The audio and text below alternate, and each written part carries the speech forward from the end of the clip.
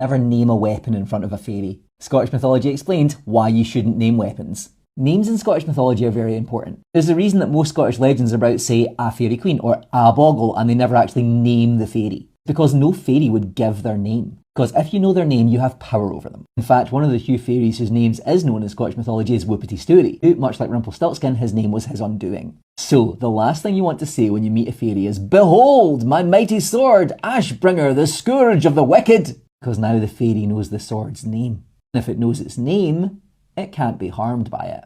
But there's more than that, because in front of a fairy, you shouldn't really call it a sword at all. There's a story about a particularly powerful Glastig. Glastig is a green lady of the fairies, who lived at a river that people would have to ford. Glastig didn't like people crossing her river, so she drowned them regularly. Most Glastig are helpful until provoked.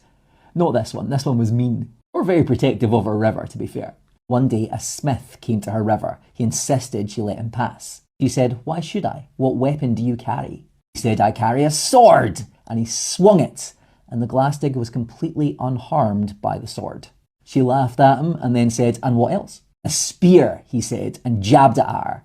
But it did her no harm. In hysterics now, she said, "And what else?" But the smith had figured it out.